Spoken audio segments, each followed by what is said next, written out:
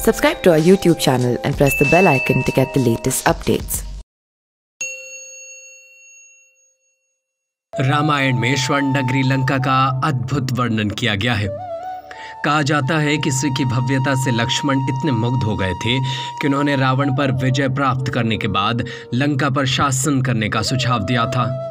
तब राम ने लक्ष्मण को कहा था कि अपनी माँ और मातृभूमि वास्तव में स्वर्ग से भी बड़ी होती है। उत्तरकांड रामायण में बताया गया है कि आखिर रावण को स्वर्णिम लंका कैसे मिली, कैसे बनी लंका। सुमाली, माली और मल्यवन नामक 3 दानव भाई थे। घोर तपस्या के माध्यम से उन्होंने ब्रह्मा के देव वरदान हासिल किया। उन्हें भी कोई आसानी से नहीं हरा सकता।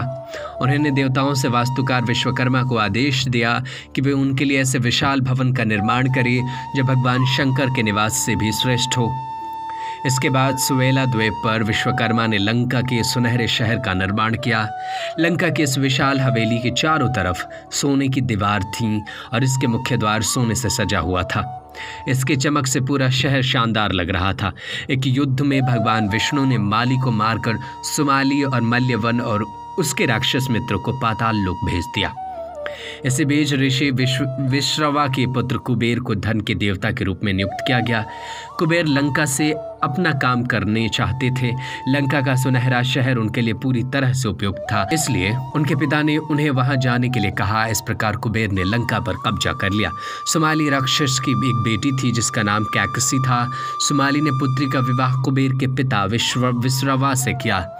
विश्रवा और कैकसी ने रावण सहित कई पुत्र और पुत्रियों को जन्म दिया।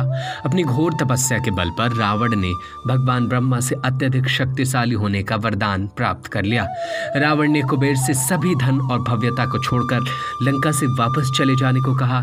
कुबेर के पिता विश्रवा ने भी कुबेर को रावण की मांगों को पालन करने के लिए कहा। इसके बाद कुबेर ने लंका छोड़ दी और हिमालय पर अपना राज्य स्थापित किया।